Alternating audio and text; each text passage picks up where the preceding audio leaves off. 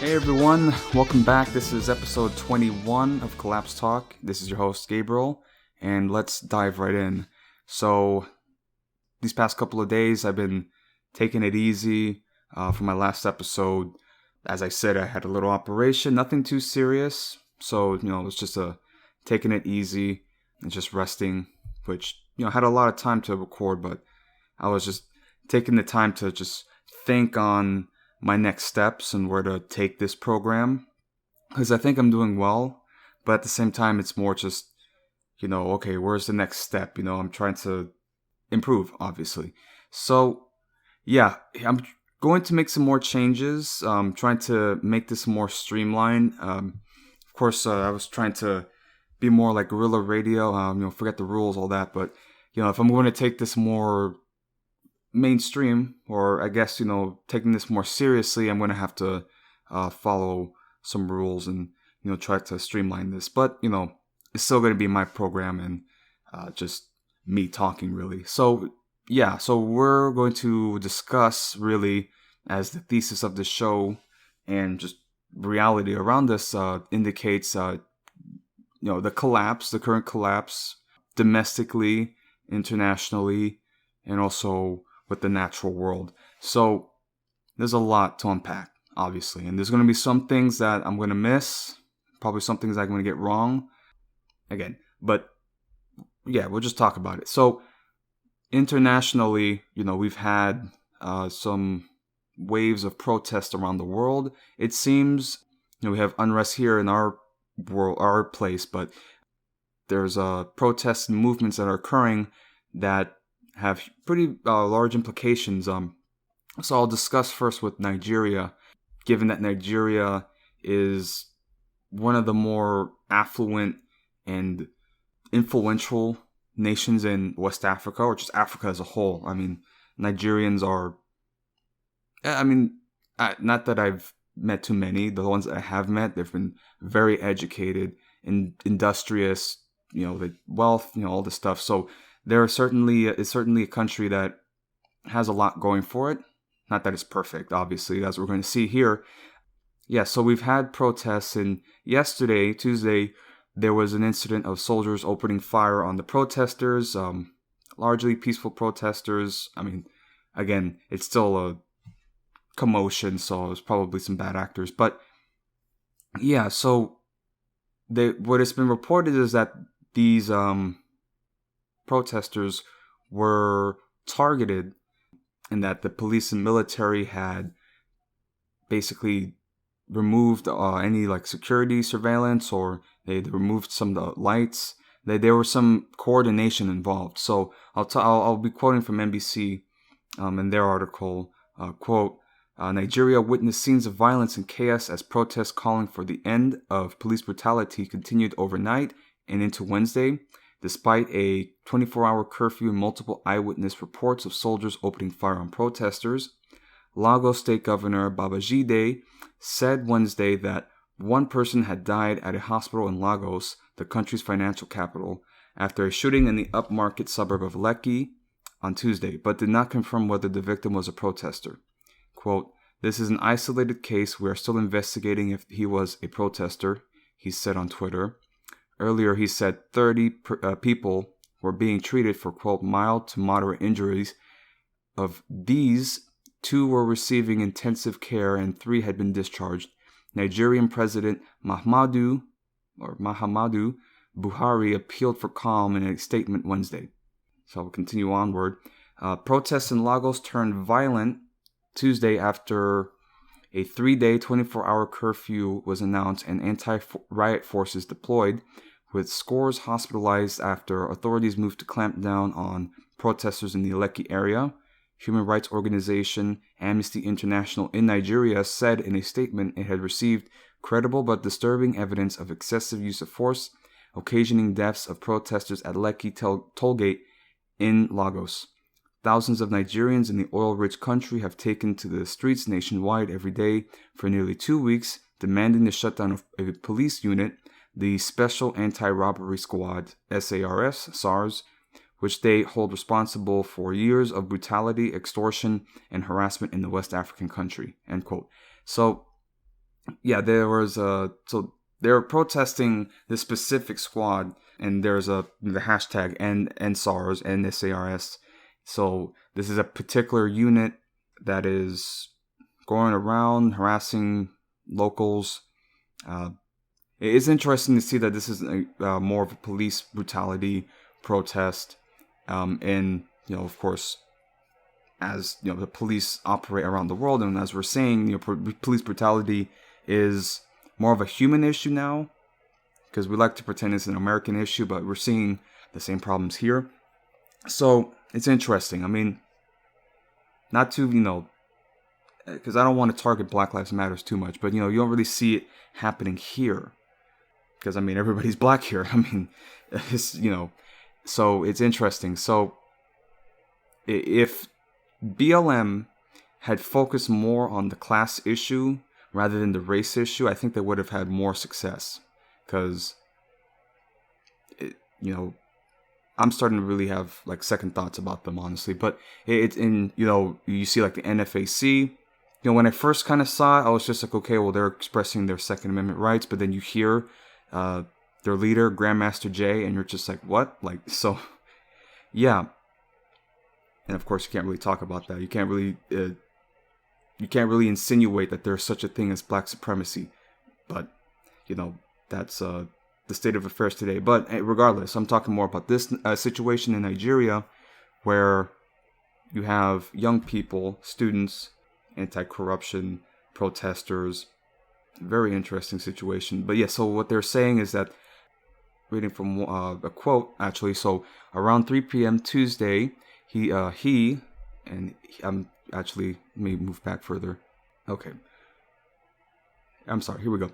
So he, being Eti Inyene Godwin Akpan, 26, a local photojournalist who was at the protest at the toll gate before the Lekki Bridge and witnessed the events. So Akpan said he saw bridge workers near the toll gate take down security cameras and switch off street lighting, which raised his suspicions. Hours later, Akpan said Nigerian military in uniform arrived and within seconds began shooting at the crowd. They came down and they started shooting, he said. It was very, very scary. Akpan said many fled in panic while he ran to hide in his car, watching as officers destroyed phones and cameras belonging to the protesters. He eventually escaped, but said he saw at least three dead bodies as he was fleeing the scene, fearing he too could be shot. I'm kind of traumatized, he said. So, yeah, this is a pretty serious situation. I'm seeing this more on social media. I could be wrong. A lot of, you have like folks like John Boyega, a very affluent and influential Nigerian actors and figures are certainly expressing this and talking about it. So yeah, so this is definitely a situation that's occurring in Africa, and an ever-evolving situation. Who knows where this can go? Nigeria is or in the past had been facing unrest with Boko Haram and those actions there. So this is just another angle, another thing that's going to destabilize the region. Who knows how far this will go, honestly. So that's happening there. Another situation in Africa I wanted to speak on is a prison break in the Democratic Republic of Congo, where an Islamist group, the ADF being the Allied Democratic Forces, attacked a prison and released or helped 1,300 inmates, they're saying, to escape. And largely those inmates being their own fighters and supporters. So yeah, so I'm reading this from BBC, so more than 1,300 prisoners have escaped from a jail in Eastern Democratic Republic of Congo's Beni City after suspected Islamist rebels attacked the facility, officials have said. The Allied Democratic Forces, ADF, was thought to have launched the assault to free its members, the mayor said, only about 100 inmates remain in the Kangbayi prison, the mayor said. The ADF was formed more than 20 years ago in neighboring Uganda to fight alleged discrimination against Muslims. It relocated to Eastern DR Congo after being driven out from its bases by the Ugandan military. So yes, it's one of these paramilitary rebel groups, and they attacked this town, releasing their prisoners and supporters. Just another situation in the Congo. But yeah, I just found that really interesting, because I read a notification, and I didn't see that it said DR Congo. It just said a militia group attacked prison and 13 inmates escaped. So I'm just like, oh shit. I thought it was either here or in Mexico or something like that. But I mean, that's something that I am worried about, because there are prisons right outside my town.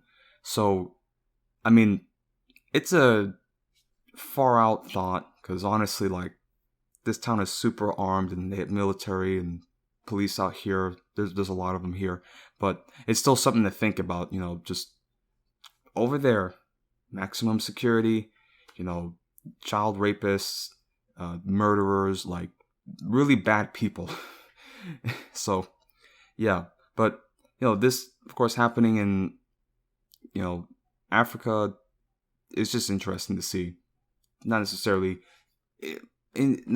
collapse related, but just a interesting turn of events. And 1,300 inmates. I mean, that's if they were able to recruit them into their forces, I mean, that's a pretty significant surge of reinforcements. But we'll have to see what happens there. But right now, Africa is going through a lot. These were just the two stories that kind of stood out to me. But I wanted to circle back with the protests that are happening, and I want to target on Southeast Asia. So as we saw, we have the omnibus bill that occurred with Indonesia, pro-worker movement, student movement, environmental regulations and such. So that was those riots there were pretty significant, and protests there. So here in Thailand, this is more of a pro-democracy movement, trying to rein in the powers of the monarchy, because Thailand is a monarchy. Actually, Thailand is next to Ethiopia, next to Japan, and I'm trying to think who else. I know Thailand and Japan. I mean, Ethiopia was able to resist colonial powers. It's just, they got overpowered in World War II. But my point is just, Thailand was never colonized. They remained independent. So they were at their own monarchy, in their own kingdom. So it's interesting to see how it's unfolding now.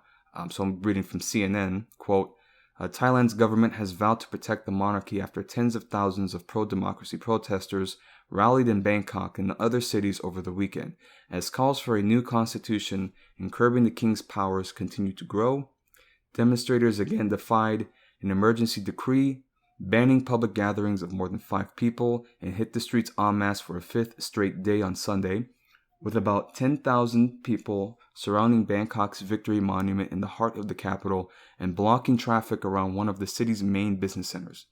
Speaking to reporters at Government House on Monday, Prime Minister Prayut Chan-o-cha said he supports the idea of Parliament holding an emergency session to find a way out of the current political crisis, but said the government must protect the monarchy. The government has been doing its best to compromise. All I asked is to avoid destroying governmental and public properties. As we saw yesterday, there was an incident. There's a scuffle among protesters. I would argue them to be extra careful, Prayut said, adding that an urgent parliamentary meeting could be discussed among cabinet members on Tuesday. Quote, the thing the government must do is to protect the monarchy. This is the duty for all Thai citizens to perform, Prayut continued. I would call for peaceful protests. The government has reasonably given in. We are avoiding using force as much as we can. Thailand's anti-government movement is growing bolder, and several anti-monarchy hashtags trending on social media in recent days are now being chanted on Bangkok streets, but protesters are risking lengthy prison sentences by breaking long-standing taboos against criticizing the monarchy. Already, prominent protest leaders have been arrested on charges such as sedition, which could lead to 7 years behind prison. On Friday, 2 activists were arrested on charges of attempting violence against the Queen after her motorcade was obstructed by anti-government crowds. The pair face a possible life sentence. End quote. So, yeah, these are pretty strict sedition laws that they have here, and they're also, reining in. They're like media outlets, and they have a commission of basically a Ministry of Truth. They're really trying to rein this in. These are this is almost like the Hong Kong protests. I mean, they're basically like brothers in arms. Some of these subreddits and forums, you see they're allies, or they're trying to coordinate together. But yeah, pro-democracy, very much youth rebellion. There's a lot of young people in this crowd, and they're all doing like the Katniss Everdeen salute with the 3 fingers. So it's kind of interesting to see. But yeah, these people are out. They're out there.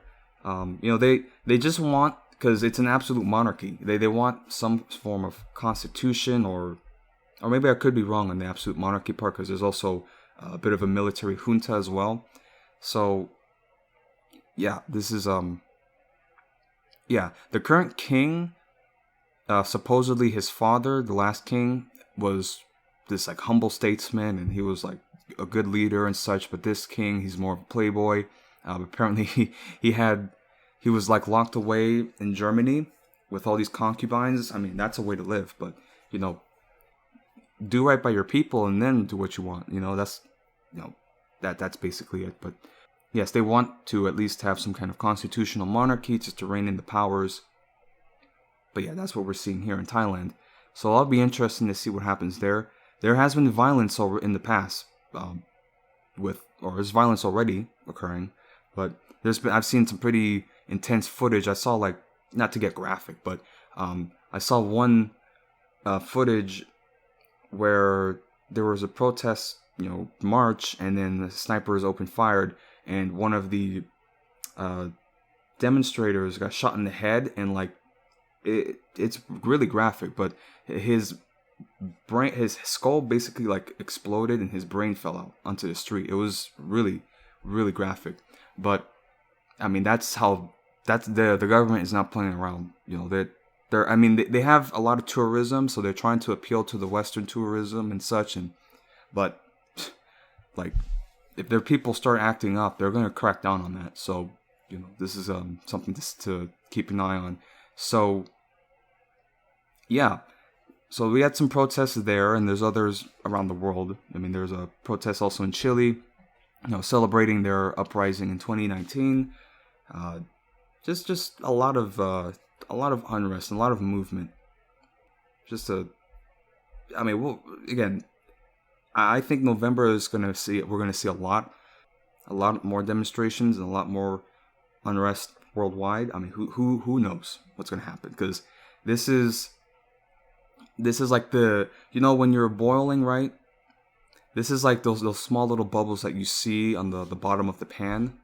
I mean, they say not to like stare at a bowl when it's you're trying to boil it. But if you see before those bubbles and before that heat and steam comes, there's like small little bubbles that form at the bottom. I think that's what the stage that we're at. Even with all the unrest that's been occurring, like we haven't seen the worst of it, honestly. So that's the protests that are occurring. I wanted to talk about also, as we mentioned a lot, we keep our eye on China here, particularly with Taiwan.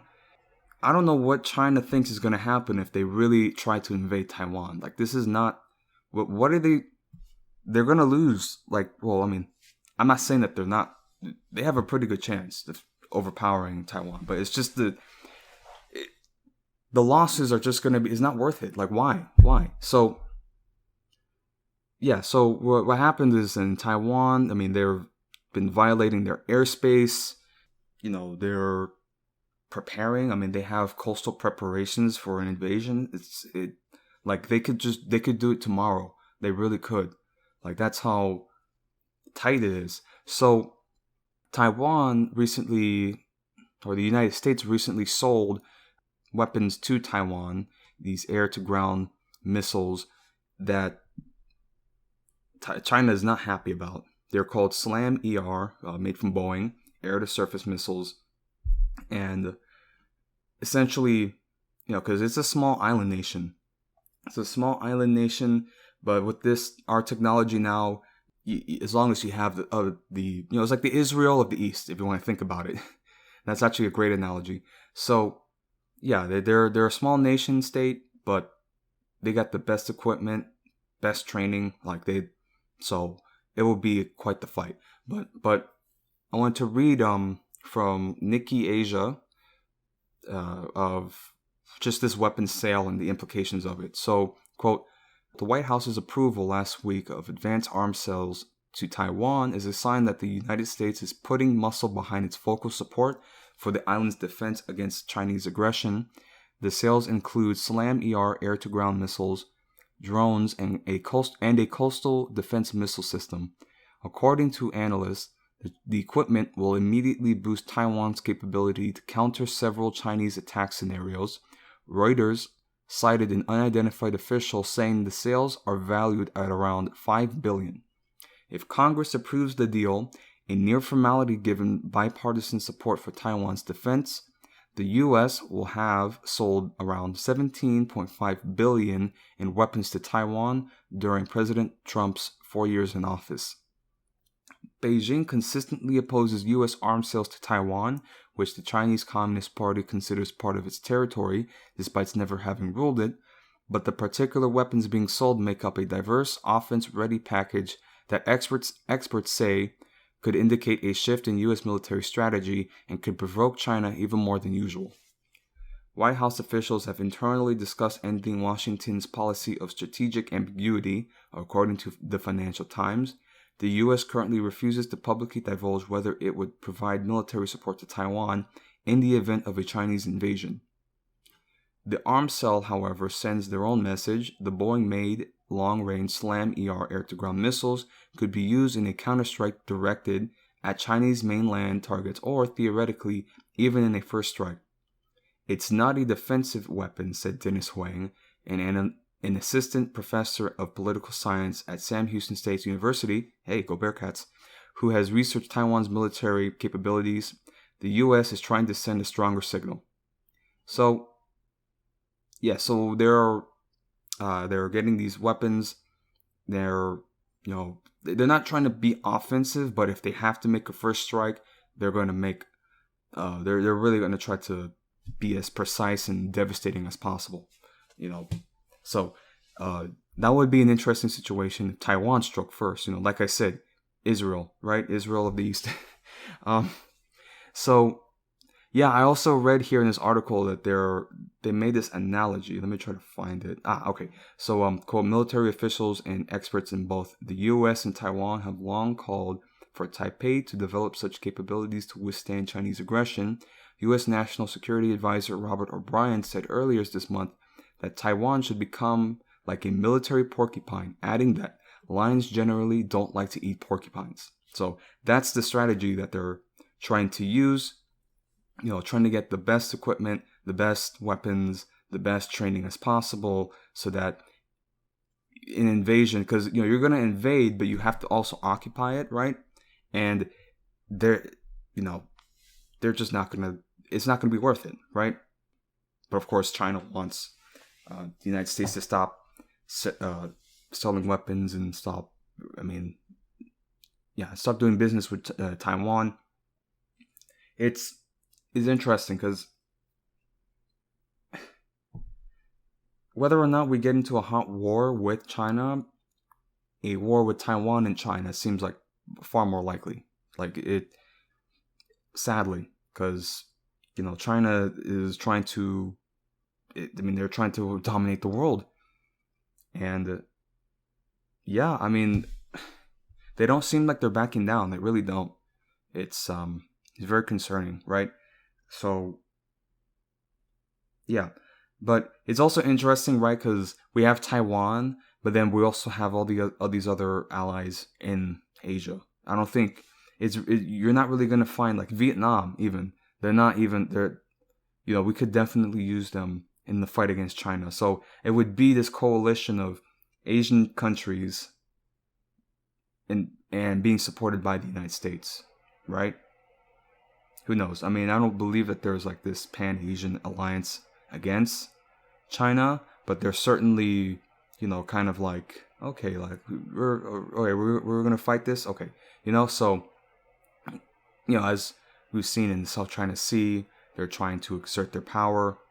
I mean, there was another incident where naval vessels were, telling these U.S. Navy ships to get out. Like they're really really ramping this up. I don't know what they're trying to do, what they're trying to accomplish with this. So yeah, so Asia, Taiwan, and China, just keeping an eye on that. But it really feels like any day now they're gonna try to do something.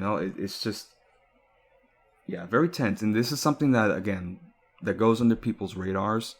This is not something, they say Taiwan and they're like, what? Like, yeah, so, again, this is what's happening there. So, weapons sell. But another conflict that's been, it doesn't seem to have any end in sight, really. Give the Nagorno-Karabakh conflict between Armenia and Azerbaijan. They, the last episode that I did, there was a peace talk that they had, and they obviously violated it, and they don't seem to be stopping, right? They're accusing each other of breaking the ceasefires within minutes. So it's just like they sign a piece of paper, but then in the field, it's an entirely different reality, right? So written is from NPR, quote, fighting between Armenia and Azerbaijan over the disputed Nagorno-Karabakh region took another turn on Sunday, with the two countries accusing each other of violating the latest ceasefire just minutes after it took effect. The tiny region in the South Caucasus has been the site of hundreds of military and civilian deaths, significant property destruction, and inflamed tension since violence broke out between the two countries in late September, intensifying a decades-long conflict. Nagorno-Karabakh is internationally recognized as part of Azerbaijan, but governed by ethnic Armenians as a de facto independent state. A humanitarian ceasefire brokered by Russia initially took effect on October 10th and was met almost immediately by allegations of truce violations from both sides. Azerbaijan accused Armenia of trying to attack its petroleum pipelines, while Armenians countered that Azerbaijan was still trying to seize the disputed territory. Exactly 1 week later, Armenia and Azerbaijan issued identical statements agreeing to a humanitarian truce effective October 18th at midnight local time. They said the decision was based on statements by the President of France, Russia, and the United States, which make up the OSCE Minsk group that has worked to resolve the conflict since 1992, but both sides say the fresh ceasefire did not last long. A spokesman for Armenia's defense ministry tweeted that Azerbaijan had violated the agreement after 4 minutes by firing artillery shells to the north and rockets to the south. Azerbaijan's Ministry of Foreign Affairs said in a statement that Armenian forces started firing at the Jabrayil region 2 minutes later, or after the truce was supposed to take effect, and continued its attack throughout the morning. So, yeah, both sides are pointing the fingers. It's like the Spider-Man meme, just like, you violated. No, you did. So, yeah, this, as I said, I don't know how this is going to end up.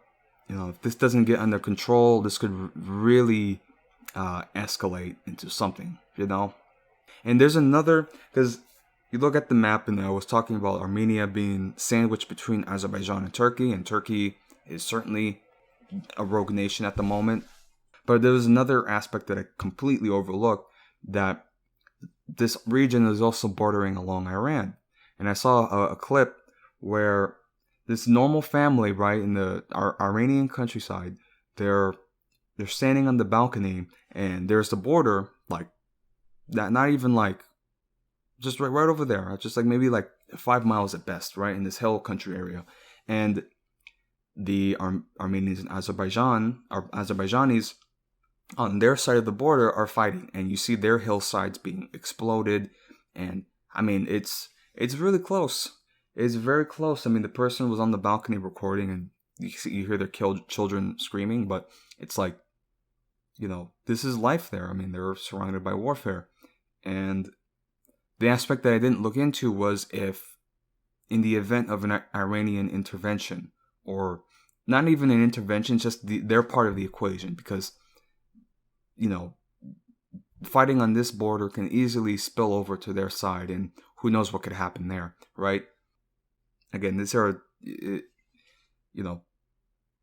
just really have to pay attention here, because I said, this is like, you see this area, and it's like this, it's at this cornerstone of all these different world powers. So you have Iran, Turkey, and Russia, right? And Turkey, being a NATO ally, also drags in all these other, the United States and all these other countries. So like, this is really something that, if it doesn't resolve itself soon, could escalate and get out of control. And who knows what can happen after that? Because I talk about World War III, but it's at the same time, it's just like the alliances that we think that we have aren't really what they are. It's not like we're going to be very surprised who picks what side. That's the level of, that's where we're at, essentially, geopolitically, because people are going to make alliances that we did not see coming, right? So we'll have to see there. But these people in these areas are unfortunately facing a conflict, and just these couple of weeks already, hundreds have been killed, civilians. Armenia did launch a strike against civilian populations. Again, though, there were military targets in those populations, so who knows if the Azerbaijanis were using them as shields, right? Because that is a strategy that's used. But yeah, this is what's happening. So Armenia, Azerbaijan, keeping an eye on there, but doesn't seem like there's going to be peace for anytime soon if they're violating the ceasefire minutes afterwards, right? So that's what's happening there. I wanted to talk also about an incident that occurred in France, and it concerns the beheading and assassination of a French teacher, Samuel Paty. And I'm a free speech advocate. I'm also an atheist. So this issue is going to be very touchy, right? Because, and I'm not a cultural relativist either, as even though I do try to be understanding of people's beliefs and cultures, but this is a line that shouldn't be like even debated, right? Like, it shouldn't be debated that people deserve to die because of a cartoon, even if you find it offensive. Like, like, yeah. Look, I understand how devoted people can be with their religions, but this is the issue that occurs. People feel like they are driven to defend their faith's honor, or it's just, people go to lengths to justify doing atrocious acts, because as we'll discuss onward, this is a pretty intense situation. So I'm reading this from The Guardian, right? Quote, a parent accused of organizing a campaign against the history teacher decapitated outside his school near Paris last week exchanged text messages and phone calls with the killer, French media have reported. Citing police sources, Europe 1 Radio said investigators had uncovered traces of several text messages between the father of a pupil at the school and the 18-year-old killer in the days leading up to Samuel Paty's death last Friday, along with phone conversations. The father had posted his telephone number on Facebook with the video in which he called for Paty, 47, to be fired after the teacher showed pupils 2 caricatures of the Prophet Muhammad alongside other cartoons as part of a discussion on free speech. Paddy was stabbed and beheaded outside of his secondary school in Conflans-Saint-Honorin, about 20 miles northwest of Paris, by Abdullah Anzarov, of Chechen descent, who was shot dead by police soon afterwards. French authorities said on Tuesday a well-known mosque in northern Paris suburb would be closed as part of their clampdown on Islamist groups and suspected extremists as a result of the killing. So this teacher giving a free speech seminar or lesson showed what he said was 2 caricatures of the Prophet Muhammad. I don't know what those images are. So I can't really say if they were offensive or, I mean, here's the thing, like, because you could just have an image of an Arab guy. I mean, who knows what Muhammad looks like? But like, if you even like, you've just had a random character, you could have a stick figure, and you could say, "Oh, this is Muhammad," and you might get somebody after you, like, because they like any depiction is a violation, right? It's look, man, like, you can just ignore it, ignore it. That doesn't process their minds of, okay, well, this guy's doing something I don't like, but I'll just ignore it, No, they resort to beheading and shouting Allahu Akbar, like, so this is exactly why people are having a hard time with, like, this is where they talk about Sharia law and this and that. Like, they do have a real point, because you see places such as in France and also in England where you have groups that they don't really identify with the values of the country, and they don't care for it. And if they had it their way, they would make a lot of changes, right? I'm not for religious persecution, but at the same time, we do need to combat religious fundamentalism and extremism. We can't let that fester. We can't let that. That's a real thing, But the way you don't go about doing that is targeting them, right? Like, it's a balance. Like, you can't just say, like, look, like, you can't say, oh, your faith, we can't allow it, and get out here, but it's interesting. But France is very big on their secular values, and this is just another incident of Islamist terrorism. They've the Charlie Hebdo attacks, the why is it skipping my name? But the terror attacks that occurred. I mean, it's a very, like, we talk about Islamic terrorism here, they're living it. This is a real thing for them. So, yeah, and also I was reading, because I guess there's tensions now, I was reading also about 2 Arab women being stabbed at the Eiffel Tower because they got into a confrontation with these French women about their dogs. I don't know, it was like something petty and then escalated and 2 of them got stabbed. Like, it's just, hold up, like, France is in a very tight situation, racially and religiously as well. I mean, yeah, I mean, again, I'll continue on with this, right? So, right before the attack, the mosque, which has about 1,500 followers, had reportedly reposted one of the father's videos on Facebook amid a fierce online campaign against the teacher in the school led by the father of the pupil, who had not herself attended the lesson.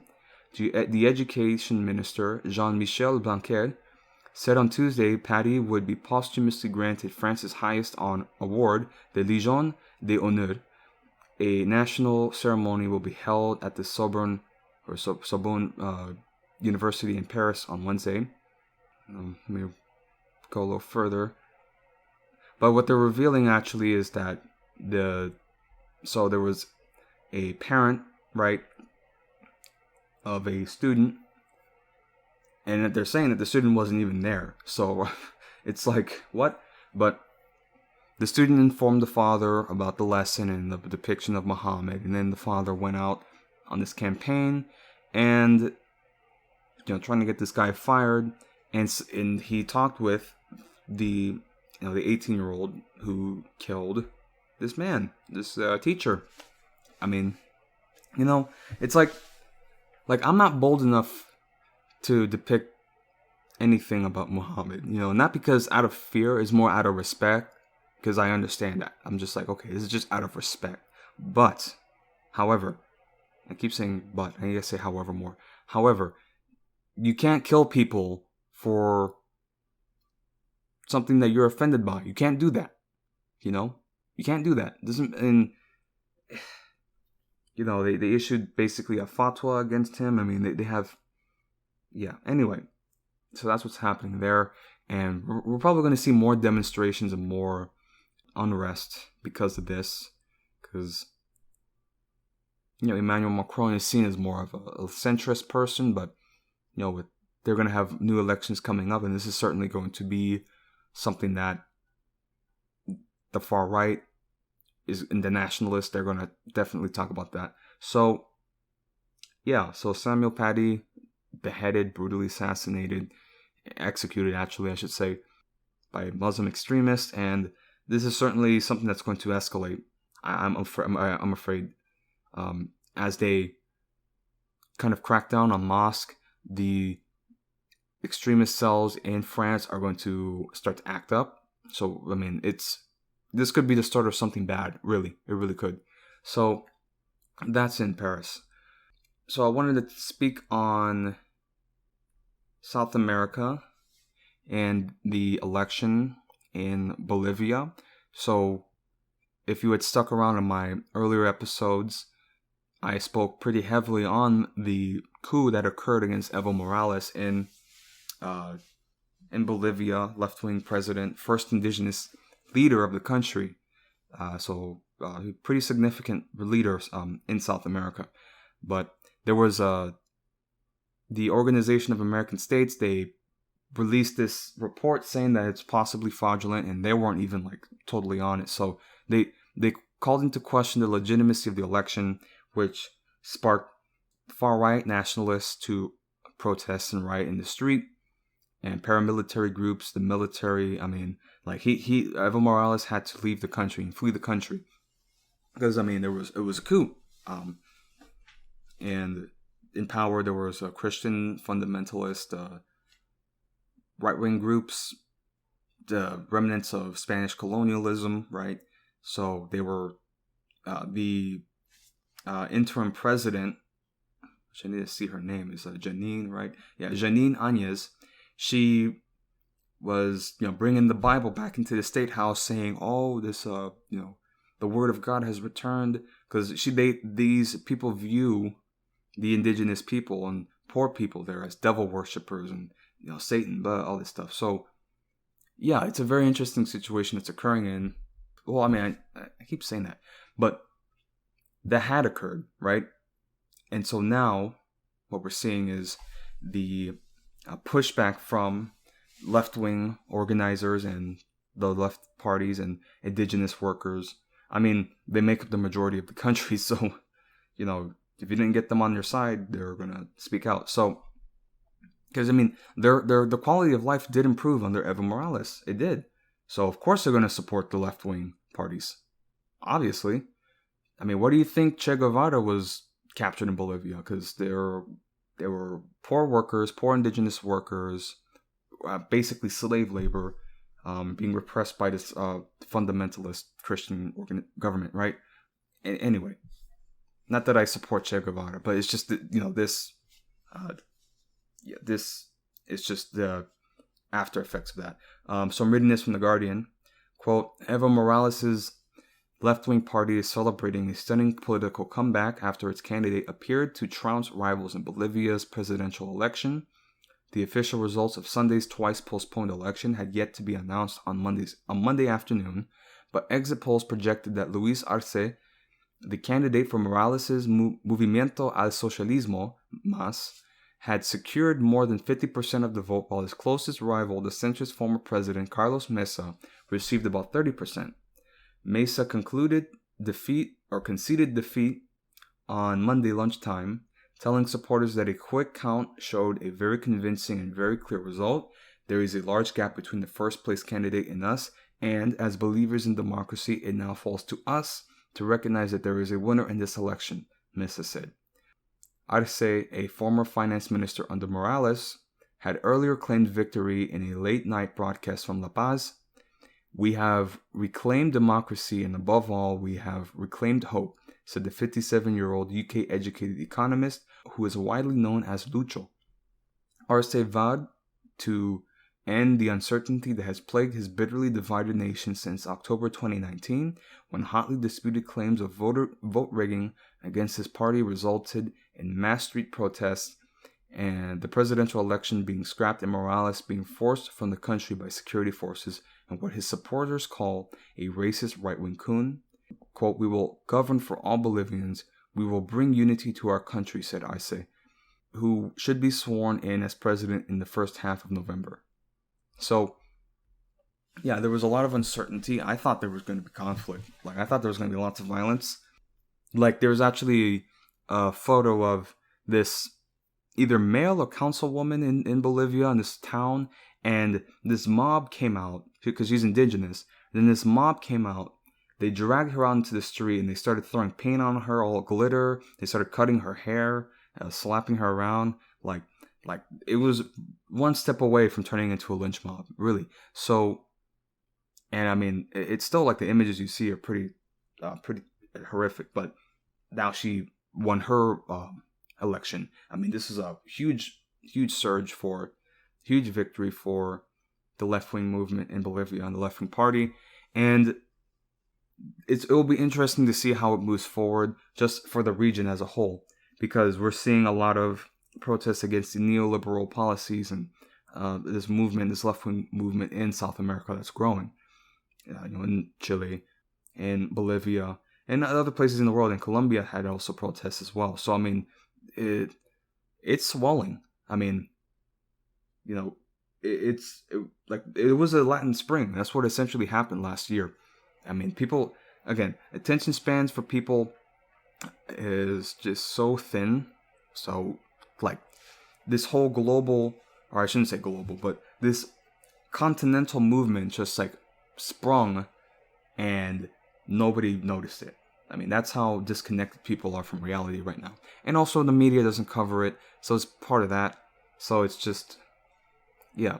But this was a huge victory for the left in Bolivia, restoring democracy and hope for indigenous workers and the indigenous activists. But, again, he's going to get sworn in November, but we'll just have to see how it moves forward. So who knows? Who really knows? So that's in Bolivia. And I wanted to talk about kind of trying to delve into more Cold War stuff. And this is a kind of connected with other incidences that have occurred in places like Cuba. What occurred was that these agents, the CIA agents in Australia, they believe that they were the target of some kind of microwave attack or some kind of ultrasound acoustic attack, because they have these symptoms that are in line with such devices. So, quote, and I'm reading this from abcnet.au, so it's an Australian paper website. Quote, 2 agents from the United States Central Intelligence Agency feared they were attacked with a sophisticated microwave weapon while visiting Australia late last year. As part of a global campaign by Russia targeting U.S. officials, the CIA officials reported hearing ringing in their ears and feeling nauseous and dizzy, symptoms consistent with Havana syndrome, first suffered by American diplomats serving in Cuba. According to a report in America's GQ magazine, mobile phone data revealed agents from Moscow's Federal Security Service (FSB) were in the vicinity of their hotel room at the time the visitors felt ill. While in their hotel rooms in Australia, both of the Americans felt it. The strange sound, the pressure in their ears, the ringing in their ears. the pressure in their heads and the ringing in their ears, GQ reported. During 2017, the U.S. detailed how mysterious acoustic attacks on employees in its Havana embassy were causing brain-related injuries. The suspected attack on Australian soil is believed to have occurred at some point during the spring of 2019, before the CIA agents were then similarly targeted when they traveled on to Taiwan. One of the CIA agents attacked in Australia and Taiwan is understood to be among the agency's 5 highest-ranking officials. And let me move a little forward. So I'm reading this quote from Peter Jennings from the Australian Strategic Policy. He says, quote, "I think what we are seeing here is something that is most likely from the Russians, who seem to frankly care almost nothing of the consequences of aggressive intelligence actions," he said. "This is lifting the levels of Cold War-style conflict to new highs. If we're actually engaging in things that amount to physical assaults on diplomats and intelligence officials, that's a new thing that we've really not seen before." So, yeah, this is a part of a pattern that's occurring where these diplomats and these officials, agents, they're experiencing symptoms from this device, this microwave attack device. And I don't know how exactly it does it. Let me see if I can find how it does it. Apparently, it's just like it's just focused, right? And it's just like, who knows how it's done. But again, we're in a new Cold War, or actually it probably never ended, really. But we're going to see more stories like this of covert actions and people mysteriously dying or going missing. I mean, wow. I mean, I like spy movies. I need to rewatch Marathon Man. That was a movie that, like, when I first saw it, and just the level of spy, the dynamic, and just the covertness, and it's just wow. I mean, it's quite the life to be a CIA agent. And I mean, like, it's not like people know. I mean, like, you can't just be like, "Oh, well, I'm CIA." Like, you just like. I mean, who knows? Who knows? But again, this is just something that's occurring with these attacks and these devices. I mean, there's so many different ways. There's been poisonings, and as we saw with Navalny, he got poisoned, and so many more have been poisoned. So this is just, we're going to see more of this. We're going to see more of this, and who knows what the Chinese are capable of? Who knows what's going to happen? But that was just something I wanted to touch up on there. So that is the gist of my international speech, or segment, I should say. And I wanted to dive into the domestic area. And as we have in Texas, early voting is in effect. So, already voting has been pretty record high, actually, in Texas. So pretty insane, actually. And I voted. And as I said in the past, I've been having trouble choosing what to cast my ballot for. And I really, really thought long and hard about it. And people aren't going to like what I'm going to say. But I feel like now is the time to make a stand, right? And the Democrats are playing the same strategy that they played in 2016. In fact, they did worse. They're, and I can't reward that. I cannot reward that and what they did. I can't reward. I mean, I'm not going to vote for Kamala Harris presidency. That's basically what a vote for Biden is. You're voting for Kamala Harris. So I voted for Joe Jorgensen. This was a protest vote, and it's done. All right, it's done. What do you, I mean,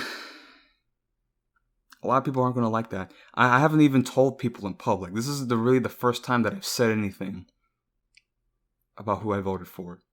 So I'm including it, like, in the middle of the podcast. It's just because I don't know who's going to sit through all of this, but I'm really going to, depending on how the election goes, because if Joe Biden wins, and he could win, I mean, he has a real chance of winning. So if Joe Biden wins, then it doesn't matter, right? Like, oh, you voted third party, your guy still won. Like, so relax. But, you know, Biden isn't going to change anything. He's not. Everything that's happening now is going to happen. Okay? And no president is going to fix it. No president is going to stop it. And it's far deeper than that. It's a protest vote. That's why I did it. It's it's a fuck you to the establishment and to Democrats, because, as I said, they played the same strategy. And if they lose, they're going to act so shocked. And what? How could? Because you guys did the same thing, okay? And you expected something different. You guys are insane. You're an insane party. And also, a lot of other things. It wasn't just the protest vote. The reason I did it, and the reason it was more so because people could have said, well, you should have voted for Trump. No, because there's a lot of things that I don't like Trump on either. It's just, I'm not going to vote for somebody who voted for the Iraq War. I'm not going to vote for somebody who voted for an assault weapons ban and who's going to institute another one. I guess assault weapons, quote unquote, because AR-15 is not an assault rifle. But it's just, I could go on, really. But the primary thing, the one thing that really struck out to me and really made me decide, you know what, third party, was the Hunter Biden laptop scandal. And not just the scandal itself, but the response to it from big tech, that made me said, nope. This is an October surprise. And you don't hear anything from the mainstream sources. This is, we have to verify it. And the New York Post, like, their Twitter was suspended. And apparently now, Twitter is going to make some rules about how you retweet. They're really cracking down on this. And this is why I said no to Biden. Because I'm also saying no to big tech. Because Biden's not going to stop big tech. He's not. No. So, anyway. So I'm going to read this from I almost said FBI. Read this from Fox News. Which is probably the first article that I've ever sourced from Fox News. I don't usually do this. But since this is a pretty credible story, I'm going to talk about it. So, quoting from Fox News, the FBI is in possession of the laptop purportedly belonging to Hunter Biden, which contained emails revealing his foreign business dealings, including contacts in Ukraine and Russia, two senior administration officials told Fox News Tuesday. The FBI declined to confirm or deny the existence of an investigation into the laptop or the emails as is standard procedure. Further, Fox News has learned that the FBI and Justice Department officials concur with an assessment from Director of National Intelligence, John Ratcliffe, that the laptop is not part of a Russian disinformation campaign targeting Democratic presidential nominee Joe Biden. Ratcliffe on Monday said that Hunter Biden's laptop and the emails on it is not part of some Russian disinformation campaign, despite claims from the House Intelligence Committee Chairman Adam Schiff. Let me be clear. The intelligence community doesn't believe that because there is no intelligence that supports that, Ratcliffe said. And we have shared no intelligence with Adam Schiff or any member of Congress. Ratcliffe went on to say that it is simply not true. Quote, if you thought it wasn't possible for Schiff to have any less credibility, DOJ just proved you wrong, a senior intelligence official told Fox News. And, right, so what occurred, and I'm sure most of y'all have already done the research, but for what had occurred was that Hunter Biden had a laptop and it stopped working. So he took it to this repair shop. The guy fixed it, but Hunter Biden never returned for it. So the guy opened it up and saw what was inside, and he saw the emails and he saw the pictures, and he decided to give a copy to. He submitted documents to Rudy Giuliani, and also he went to the FBI. So yeah, because I mean, he was like, oh snap, this is serious. Because I mean, Hunter Biden, yeah, and this is before they were really running for election, Joe Biden. But yeah, so what had occurred is that they found emails between Hunter Biden, in his association with this natural gas firm, Burisma Holdings, and well, okay, I'll talk about the photos also, because they show the photos of him passed out, smoking. I mean, supposedly, allegedly, a crack pipe. So like, he's a bit of a party animal. All right, and honestly, like I don't care about that. He can do whatever he wants. I mean, as long as no children are involved, I don't care. I really don't care. But the corruption angle, however, with the Burisma Holdings and that, okay, this is something big, right? So, quote, the emails in questions were first obtained by the New York Post and in part revealed that Hunter Biden allegedly introduced his father, the then vice president, to a top executive at Ukrainian natural gas firm Burisma Holdings less than a year before he pressured government officials in Ukraine to fire prosecutor Viktor Shokin, who was investigating the company's founder. The Post report revealed that Biden, at Hunter's request, met with the executive Vadim Pozarsky in April 2015 in Washington, D.C.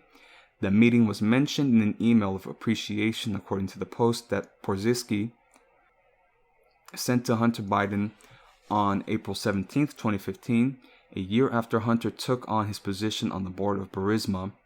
Dear Hunter, or quote, Dear Hunter, thank you for inviting me to DC and giving an opportunity to meet your father and spend some time together. It's really an honor and a pleasure, the email read. So, yeah, I mean, this is, he had some business with Ukrainian firms, and they were, he was using that as leverage to, his son, Hunter Biden, was using his position in the company to get top executives and involved with Joe Biden. And it's just, it's more so because, this is pretty significant, right? But then you also saw the big tech crackdown on it, and that really ticked me off. And that was like, okay, like this is something different. Because why would they do that? Why would they come so hard against this? Something that's pretty credible, what we're seeing here. So, yeah, that's why I did it. That's why I voted third party. I just couldn't do it. There's a lot of different things, but this was the straw. This was the final straw. I can't do it. And also what we saw, because we saw the big tech censorship of this, but we also saw a organizer getting attacked in San Francisco, Philip Anderson, who I believe has been pretty outspoken. Yeah, he's a black Trump supporter, I guess, free speech advocate. That's more apt. He's a free speech advocate who just happens to be black. But he went to this, he had this rally, and he was getting attacked. So it wasn't even a Trump rally. It was literally a free speech rally against big tech. That's something I would have been involved in, honestly. And to see the response, this dude got his teeth knocked out. He got his teeth knocked out by a white guy. And these guys think that the free speech advocate is the racist Antifa, or I shouldn't say, racist fascist Nazi. Like, this is, when people say that Antifa isn't an organization but an ideology, I don't know about you, but this ideology seems very organized. If, and the people who are saying this have never studied asymmetrical warfare or guerrilla insurgencies, so, it's not necessarily something that I would listen to, or anybody should, really investigating Antifa has been a comeuppance moment for me, because I have defended them, but now I feel silly, now I feel, and it's mainly the media, because the media, they target the Proud Boys. And I was watching the Tim Pool episode with the chairman of Proud Boys, and I finally got to listen to him talk. right? And listen to what their organization is about. And I've been duped. I've been fiddled. Thankfully I'm doing my own research now, but I'm just like, holy shit. Like, I have been played. Just like everybody else, I got played. So, yeah. But this Hunter Biden scandal, this it's pretty serious. And, if you try to mention it between mainstream circles, if you try to talk about this at the dinner table, people are going to be like, that's fake news and that's a conspiracy. And no, it's not. This is pretty real. It's pretty serious. But anyway, that's just something I want to talk about. And also, we're seeing now with this final 2 weeks, we're seeing pretty surprising endorsements. So 50 Cent came out in support of Trump. He was griping about Joe Biden's tax plan. I'm reading for NYPost, right? So rapper 50 Cent on Tuesday confirmed that he's backing President Trump for re-election, saying he would become 20 Cent under Democrat Joe Biden's plan for higher taxes. Yeah, I don't want to be 20 Cent. 62% is a very, very bad idea. I don't like it. The Queens-raised rapper born Curtis James Jackson III wrote on Twitter. So he's citing Joe Biden's tax plan. And his tax plan, Biden supports raising taxes for corporations and people making $400,000 or more per year, reversing part of Trump's 2017 tax law that reduced the top federal rate for individuals from 39.6% to 37%. The rapper posted an image from a CNBC broadcast that indicated New Yorkers could face combined federal and state tax rates of 62%. Whoa.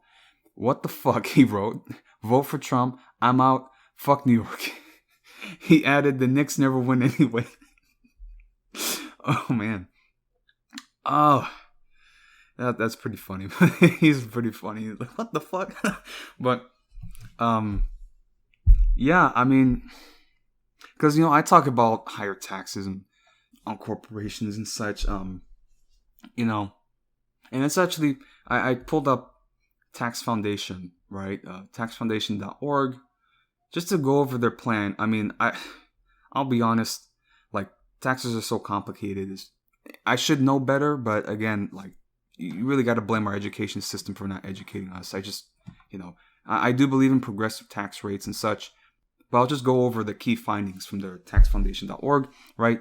So the Democratic presidential nominee, Joe Biden, would enact a number of policies that would raise taxes on individuals with income above $400,000, including raising individual income, capital gains, and payroll taxes.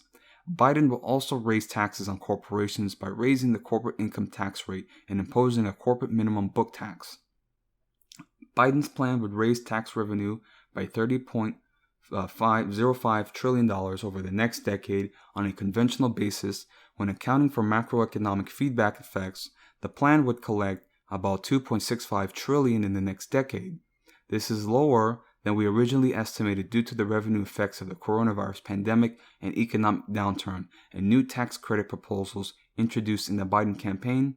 According to the Tax Foundation's General Equilibrium model, the Biden tax plan would reduce GDP by 1.47% over the long term. On a conventional basis, the Biden tax plan by 2030 would lead to about 6.5% less after-tax income for the top 1% of taxpayers and about 1.7% decline in after-tax income for all taxpayers on average.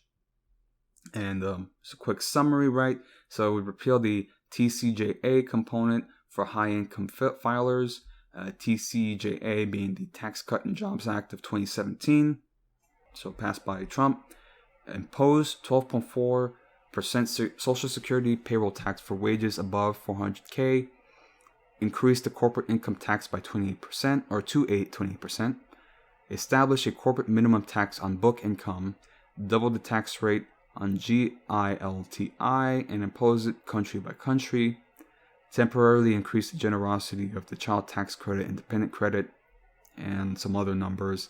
I mean,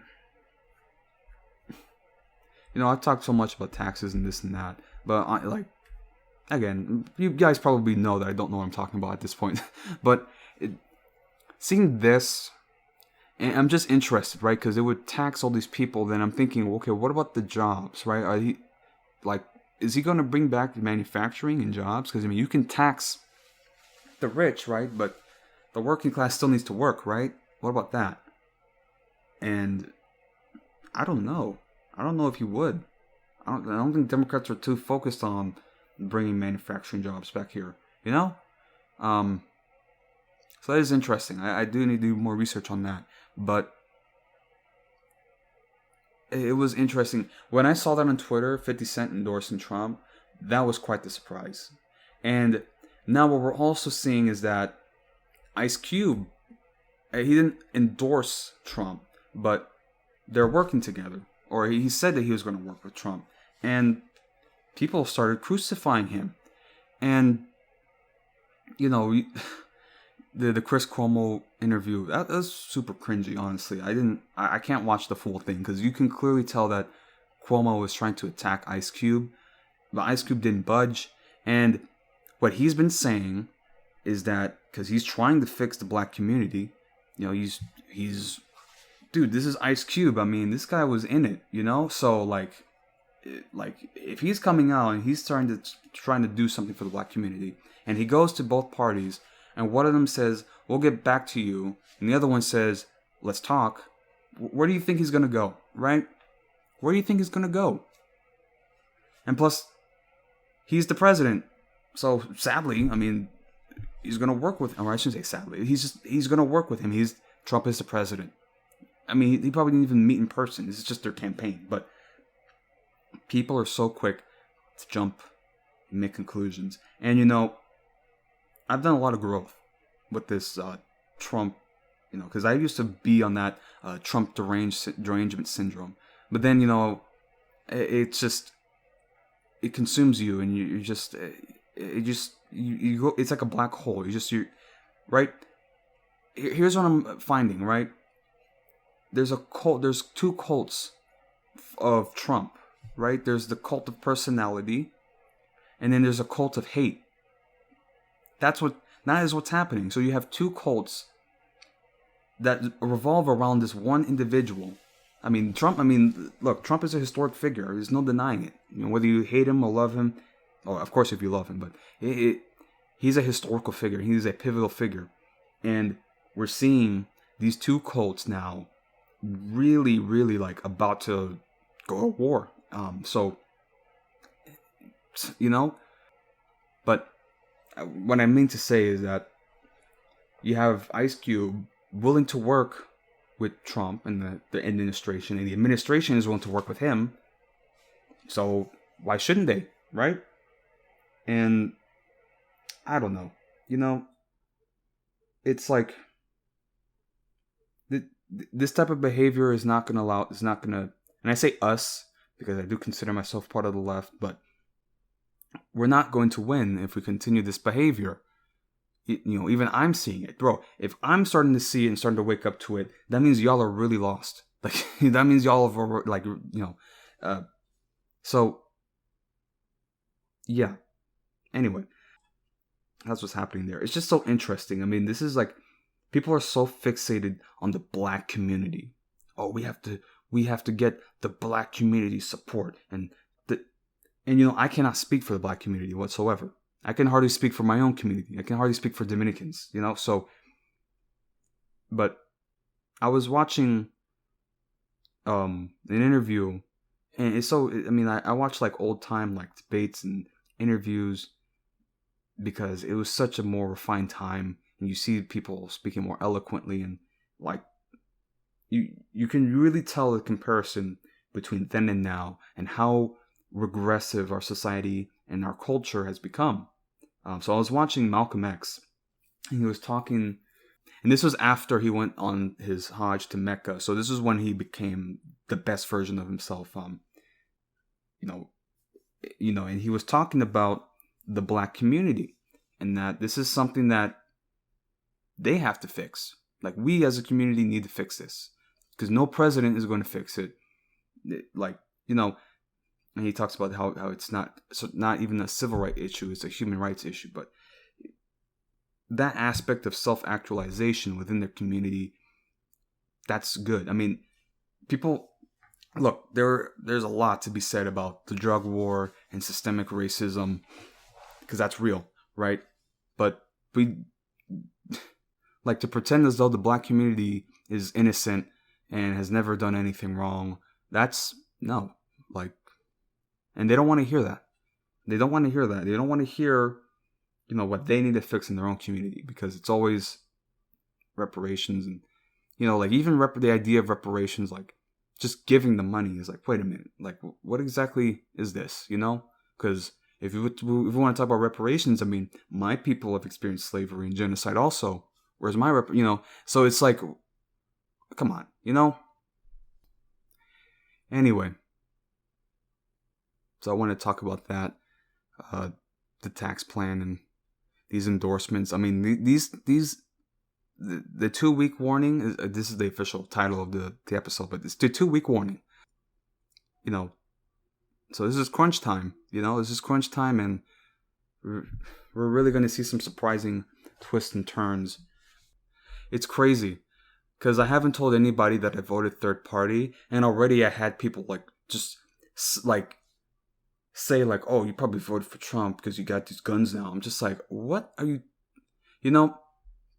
I'm not worried about these people because they're normies. I'm like, and when they find out I vote third party, I'm just gonna be like, what are you gonna do? What are you gonna do because I voted third party? Okay, and if your guy loses, what you're gonna come after me? You? I mean, these are people that are like, they want to defund the police, but they don't want to get a gun to defend themselves, And these are people that they talk about, all cops are bastards, this and that. But these are people who are going to call the police when the mob comes for them, So it's like they'll point that I'm inconsistent, and I'm not saying I'm not, because I'm doing a lot. I have to do a lot of reevaluations, and because I'm trying to step into political commentary, so I have to really research it, and I've made quite a bit of adjustments on my views. But yeah, I mean, people, Ken Bone voted third party. That actually made me feel good about this decision, when Ken Bone said he was voting third party, and people were calling him a Nazi collaborator. And this was on the Crystal Ball and Sagar and Jetty, The Hill, and Crystal Ball was like, you're free to make whatever choice you want. This is a democracy. I don't have to vote for Biden. I don't have to vote for him. But he's not going to fix anything. And yeah, as I said, you're voting for Kamala Harris. That's what you're really voting for. So I said no. They play the same strategy, and they do not earn my vote. Okay, and I'm still actually in the headspace of like, oh man, I gotta vote. I already did it. The deed is done. Locally, I kind of mixed and matched it. I tried to do a bit of research on who was in the county and, and such, and state representatives. I mean, so in that case, I just voted whatever. I mean, it was just damn lib. Sometimes there was only one Republican there. But, yeah. But who knows? I mean, I am worried about the results and what's going to happen. And if Trump wins, there's going to be violence and anger against Trump supporters, and that's unacceptable. There's going to be violence and anger against third-party voters. That's unacceptable. And, I don't care who you are. I don't care who you are. Any kind of threat against me is not going to go unpunished, Like, it's just, how is that acceptable in this day and age, So, anyway, don't want to dive too deep into that, but I want to talk about in Texas, because we're seeing early voting records being broken, and specifically with Harris County. I mean, Texas as a whole, I believe, has already casted the early voting that's been casted is already larger than the pool of votes for Trump. So I mean, this is record-breaking turnout. But again, we're seeing this primarily in these large cities. And Harris County, Houston. So I'm reading this from the Houston Chronicle. And they're talking about a blue wave or secret Trump voters, right? So More than 700,000 Harris County residents cast ballots during the first week of early voting, an astounding figure that appears to indicate that fears that the COVID-19 pandemic would suppress turnout have been allayed. By Monday evening, the county had passed 50% of total turnout from 2016, with 12 days of voting remaining. Harris County, the most populous county in the state, also has accounted for 18% of the 4.1 million votes cast in Texas through Sunday. Some Democrats see the blockbuster turnout here as early evidence of the so-called blue wave that will deliver the state to Joe Biden. Republicans say their voters are equally enthusiastic and eager to get their ballots in. So, what can be inferred from the vote that is in so far? A few things. Keep in mind that there is many as 1 million votes left to be cast, however, so there is still plenty of time for trends to shift. Chronicle analyzed the votes cast so far by age, gender, and precinct compared to the last presidential election in 2016 using the election roster from the Harris County Clerk. We also examined 2020 turnout so far in precincts that went for President Trump and Democratic nominee Hillary Clinton in 2016. And so they find these different factors, right? So here's what is known. They say these things. So Democrats appear to be doing well in Harris County, but don't call it a wave yet. And they're talking about just the turnout, just high turnout in general. They also point out a surge of registrations, right? A surge of young women voting, or young people and women, and minorities voting. And that typically is a sign of, Democratic favor. They show when there's higher turnout, Democrats typically win. So, and I'm looking at this map actually, so it's by precinct, and so it's the Houston area, and I'm not too familiar because I'm more out of the west side, Katy. Actually, well, the area that I live in is in Fort Bend County, but it's still part of Houston, But yeah, so you see in the more densely populated areas, it's all blue. There's still some gray areas filled in, but it's all blue. And we also look at the suburban outer edges that are red. So it's a pretty interesting dynamic that we see. There is, however, like a small enclave of red just if you know Houston, it's like Bel Air. It's a Piney Point Village, and that area is like typically like a suburban yuppie area. So yeah, this is interesting to see. But in Houston, right, record voting, record turnout. Texas as a whole has record turnout, but this state now is a battleground state. It is. Demographic changes. I mean, we've had a surge of immigration coming into the country. I'm part of that, or into the state, I should say, and I'm part of that wave. So liberalizing the state. Look, man. I mean, as long as we keep the gun laws, I'm pretty okay with the state becoming a little more liberal. As long as we keep our gun laws, because we have really good gun laws. Like I'm super glad I'm not in California. Really glad. But that was what's happening in Harris County, in Texas, and yeah, I mean, we're gonna have to see. We're really gonna have to see what's gonna happen there. But that's just yeah. I mean, it's interesting to see because I've done canvassing and voting and. I've done canvassing in, the summer heat. And if you know Houston, the heat is atrocious. I mean, we talk about wet bulb. This is one of those areas where the wet bulb is going to hit. So I don't really want to stay in Houston for, extended periods.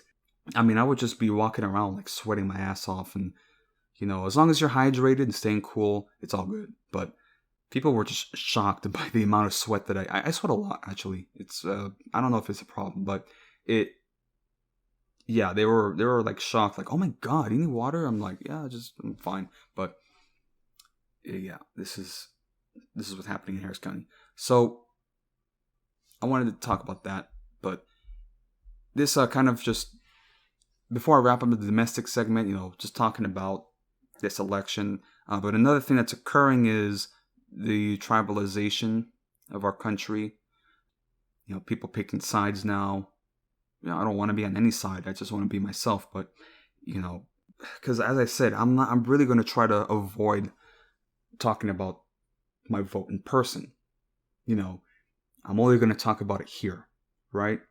Because people just automatically assume that I voted for Joe Biden. Okay, all right. We're going to see where things go. But, for those who, it's going to be funny when they actually like approach me. I'm going to be like, aha, you actually listen to my podcast. So, but, yeah, I couldn't do it. I couldn't do it. I can't do it. I couldn't do it. But it's going to be interesting because the left is becoming tribal and the right's becoming tribal. I guess I already have a bit of a tribe, but we're not even like political in that sense. We're just like, okay, whatever. Like, you believe what you want, But, man, and as I said also, we have the tribalization and we also have cults. And as I said before, we have the cult of Trump. And it's one coin with two sides. So a cult of hate and a cult of personality, cult of love. But they're fixated on Trump. And yeah, I mean, a cult's a cult. I mean, like, growing up, I was worried about, because I grew up as a Catholic, so kind of or was already raised around a cult. But seeing like stuff like the Jonestown, Heaven's Gate, that really fascinated me. The Branch Davidians, so yeah, I mean, it's really interesting to see cults as a whole, but just their behavior. And, a lot of it has to do with social pressure. A lot of it has to do with social alienation, actually. And I don't, I don't care, If you're actually going to attack me and say certain things about me, then I guess you were never really my friend. Because if you were my friend, then you would hear me out and you would hear what I have to say. And you would understand and respect my decision. And you would understand that, this is a democracy. I'm free to make whatever choice I want. I can do what I want. So there's that. But we got the tribalization, the cults that are forming around in the country. Generally, as the rule of law starts to break down, people start identifying with their in-group. Because, people see themselves less as Americans and more as the group that they're in. And that becomes a problem. But that's what's happening there. So that's the domestic segment that we want to talk on, voting and the like. So, yeah. So now I'll move on to the natural world. And, there's some certain events unfolding in the natural world. And one thing that we're seeing in the Caribbean around Trinidad and Tobago is an oil tanker listing in the ocean, a Venezuelan oil tanker that has the potential to leak 1.3 million barrels of oil. Yeah, so reading from Forbes.com, a state of environmental emergency is being called for by fishermen in Trinidad and Tobago over a sinking oil tanker with 1.3 million barrels of oil. If the oil spills, it would threaten the entire southern Caribbean. At 264 meters in length and a capacity of 1.4 million barrels, the spill would be five times worse than the Exxon Valdez oil spill in Alaska in 1989, which was the worst in history until the 2010 BP Deepwater Horizon. Officials have been criticized for allowing the situation to evolve for 3 months without taking sufficient action. The Nabarima is a Venezuelan oil tanker, but part operated by Italian energy giant 55 billion ENI, and has been caught up in U.S. sanctions since disputed elections questioned the legitimacy of the Venezuelan president. The tilting has been of concern since it was first noticed in July, and crews later discovered water leaking on board. The situation has gotten progressively worse since then. It was only last week that a representative of the fishing community in Trinidad, Gary Aboud, was able to get close enough to the heavily listing Venezuelan oil tanker to show firsthand how serious the risk was. especially with the Caribbean in a particularly active 2020 hurricane season that is only due to end by November 30th. Combined with drone footage to show the angle of tilting, his 2.5-minute video shows the risk that poor weather would have on the tanker and what he highlights as a lack of urgency by the Trinidad and Tobago government or the international community to act. With the oil spill in Mauritius in August, it was the UN shipping regulator, the International Maritime Organization, who sent representatives to coordinate the Wakashio oil spill efforts in the United Nations, but they were widely seen to have exacerbated the oil spill crisis.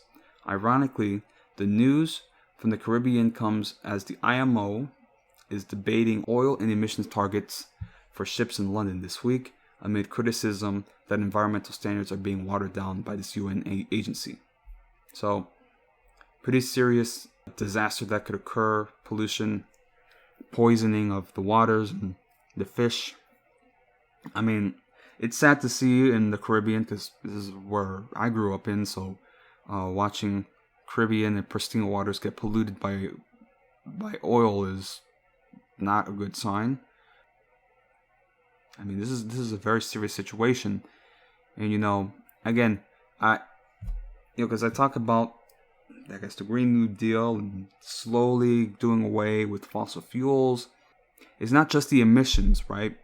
It's stuff like this, accidents and this lapse of judgment, cutting corners, because they complain about the regulations and this is going to affect our profit margins and such. Well, that's a price to pay, because if we don't have these regulations and if we can't inspect it and make sure that you're doing your part to keep this up to shape, an accident can occur that will cause irreversible damage. I mean, this is serious. This is poison. I mean, and I can also talk on and on about not just the poisoning of the waters or oceans, but also the air. I mean, anyway, it's just, I understand we got to keep jobs. I understand, I have lots of family in the oil and gas industry. I'm not saying that they don't, that can't sustain itself and that can't continue, but we have to reevaluate what we're doing, because you have accidents and it's incidences like this that create irreversible damage. And yeah, I mean, again, the oceans are being polluted, acidifying. This is what's happening is happening. But yeah, that's Venezuelan ships and Trinidad and Tobago, and this is kind of, I see some people post about it, but honestly, this is kind of like just another oil spill, So yeah, so that's what's happening there. So I'll move onward, but talking about ocean pollution, here's another factor that's being overlooked, and this was a recent article that came out. So they're showing that polluted air. So reading from the Guardian, polluted air is killing about 500,000 babies a year across the globe, and they're pointing more towards indoor air quality, but don't think for a second that the outdoor quality isn't having an effect either. But yes, quote, air pollution last year caused the premature death of nearly 500,000 babies in their first month of life, with most of the infants being in the developing world, data shows.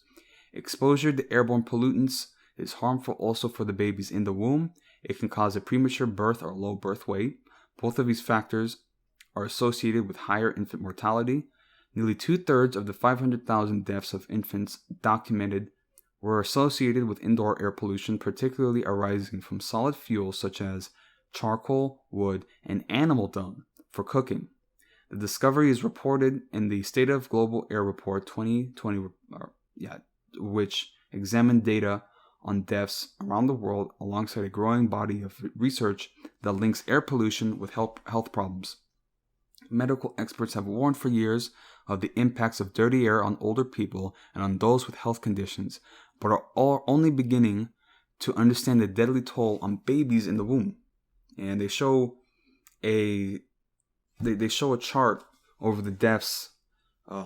Particulate matter contributed to the deaths of almost 500,000 babies under 1 month old in 2019, and so they show about 236,000 deaths occurred in sub-Saharan Africa, and more than 2/3 of it being from household air pollution, and then the one below that in South Asia being 186,000, Southeast Asia 23,000, North Africa and the Middle East 20,000, Latin America and the Caribbean 7.7 thousand, Central Europe, Eastern Europe, Central Asia 2.700, and high income 1,200. So yes, this is primarily in rural communities and developing nations, right? And what they were showing, right, is mainly to do with the indoor pollution that they're, trying to cook. So they have to use charcoal or wood, and isn't proper ventilation, and just the conditions in general. It's just not as sanitary. I'm going to read further, actually. So Catherine Walker, principal scientist at the Health Effects Institute, which published the report, said, "We don't totally understand what the mechanisms are at this stage, but there is something going on that is causing reductions in baby growth and ultimately birth weight. There is an epidemiological link shown across multiple countries and multiple studies." So they're just now starting to understand this and the effects. I mean, what they're saying is like the pollution is more in line with the pollution in industrial era London, 1850s and the like, which, like, damn, that's pretty bad. That's pretty bad. So yeah, I mean, who knows what this is going to have, what kind of effects this is going to be down the line, and the air quality in general is going to decline as a whole. So this is seriously going to affect babies, and if babies are dying off like this, I mean, this is really this should be an alarm bell for humanity. Hello. This kind of reminded me of Children of Men. Like, there could be a point where there's so much pollution that just it's just miscarriages. I mean, people can't have babies anymore. I mean, I mean, every time I watch that movie, I'm just like, this is our future. And we're like, I think 4 years away from when the film takes place. So, I mean, we're getting pretty close to that reality. I mean, we possibly could.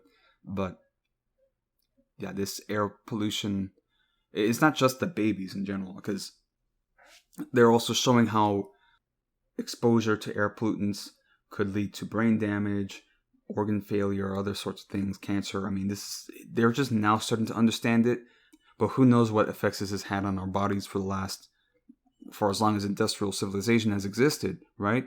So who knows? But yes, this is pretty. It's sad because seeing babies like that, and it's just sad. Yeah. So more natural events around the world, right? In India, there was a rainstorm that occurred. They've already been experiencing massive flooding and massive rains, monsoon season. This is just another instance of it. So, reading from Al Jazeera, at least 16 people have been killed in incidents of wall and house collapses amid record rains in southern India, officials and media reports said. 9 people died in the city of Hyderabad after a perimeter wall collapsed and fell on a set of houses during heavy rains Tuesday night. Regional legislator Asaduddin Owaisi said on Twitter. India media reports said the dead included a 2-month-old infant. 5 other people, including an old couple and their grandson, were killed when 2 other houses collapsed during the downpour in the city. Police said 2 other persons were swept away by floodwaters. The Associated Press reported daily life has been thrown out of gear across parts of Hyderabad as roads are flooded and vehicles washed away in several neighborhoods. Telangana, where Hyderabad is located, and neighboring Andhra Pradesh states have witnessed heavy rains for the last 3 days caused by a deep depression in the Bay of Bengal. At least a total of 18 people have died in the region since Monday, India media reports said. Hyderabad received 25 centimeters of rain in the past 24 hours, the highest in over 20 years, the Indian Meteorological Department official said, according to the Times of India newspaper. And they're just talking about how different rainstorms have been affecting India and also South Asia. And what they're saying is that more than 9.6 million people across South Asia have been affected by severe floods this year, with hundreds of thousands struggling to get food and medicine. So not only is this damage occurring in the cities and getting flooded, killing people, but this is also affecting crop fields, and we're going to see some interesting effects with the rice paddies and all these other food items. So that's what's happening there. But I mean, it said about 10 inches of rain. I mean, it's a downpour, torrential, and again, these are areas that don't really have an infrastructure built to survive this, so it's very easy for their houses to get swept away and collapse and such. But yeah, this is something that's happened in India and South Asia in general.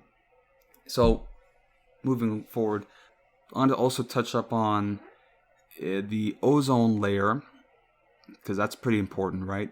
And the effects that's occurring with Antarctica. They're showing that the ozone hole over Antarctica is the deepest and widest it's been for some time. So reading this from ScienceAlert.com, the hole in the ozone layer over Antarctica has expanded to one of its greatest recorded sizes in recent years. In 2019, scientists revealed that the Antarctic ozone hole had hit its smallest annual peak since tracking began in 1982, but the 2020 update on this atmospheric anomaly, like other things this year, brings a sobering perspective.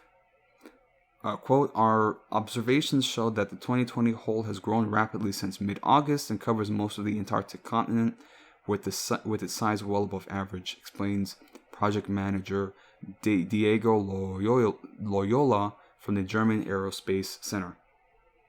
New measurements from the European Space Agency's Copernicus Centennial 5P satellite show that the ozone hole reached its maximum size of around 25 million square kilometers, about 2.6 million square miles, on October 2nd this year.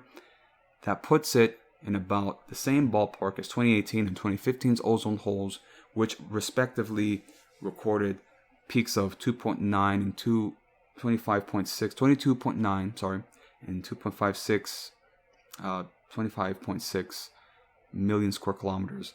There is much variability in how far ozone holes events develop each year, says atmospheric scientist Vincent Henry Pugh from the European Center for Medium-Range Weather Forecasts. The 2020 ozone hole resembles the one from 2018, which also was a quite large hole, and is definitely in the upper part of the pack of the last 15 years or so. As well as fluctuating from year to year, the ozone hole over Antarctica also shrinks and grows annually, with ozone concentrations inside the hole depleting when temperatures in the stratosphere become colder. So yeah, there's just other reasons, right? I mean, primarily the effects of the ozone hole are because of refrigeration, right? Yes, what they call chlorofluorocarbons, chemicals previously used in refrigerators, packaging, and sprays that destroy ozone molecules in sunlight, right? So they're pointing to that, and they're also pointing that basically what happens is that when the polar stratosphere clouds form at temperatures below negative 78 degrees Celsius, the chemical reactions destroy ozone molecules in the presence of solar radiation. So there's a lot of different factors that occur with these aerosols, is what they really are, what they're called, and the temperature changes and their solar radiation. So I mean, yeah, the ozone layer, that being depleted, is pretty significant, pretty serious. So we're gonna have to see, right? And they're saying that by an assessment from the World Meteorological Organization found that ozone concentrations above Antarctica would return to relatively normal pre-1980s levels by about 2060. To realize that goal, we have to stick to the protocol and ride out the bumps like the ones we're seeing this year, right? So, yeah, they're just showing that this is been growing, and they're just keeping an eye on it. Again, I mean, just seeing that being depleted and imagining a world without an ozone layer is quite the scenario, honestly. But we're gonna have to see again. So there's that, the ozone layer there, and I also wanted to talk about a pretty interesting event, actually, or what they're noticing. So there's been a series of incidents occurring with orca whales and these fishermen along Spain and Portugal, and it's pretty surprising because they call orcas killer whales, but in the wild they never attack people. In fact, there's been plenty of incidences of whales working with fishermen. The intelligence of these animals is definitely superior to ours. It's just they're in the ocean, so they don't have to create a civilization. They're just swimming and eating and playing with the pufferfish. The dolphins, they play with pufferfish because of the toxins that make them high. Like, they're just living their best life. Yeah, these are sea people basically. But these orcas, they're reporting of incidences of these pods of whales attacking fishing vessels and yachts, and this is crazy. So reading from The Guardian, scientists have been left baffled by incidents of orcas ramming sailboats along the Spanish and Portuguese coast in the last 2 months. From southern to northern Spain, sailors have sent distress calls after worrying encounters. Two boats lost part of their rudders. At least one crew member suffered bruisings from the impact of the ramming, and several boats sustained serious damage.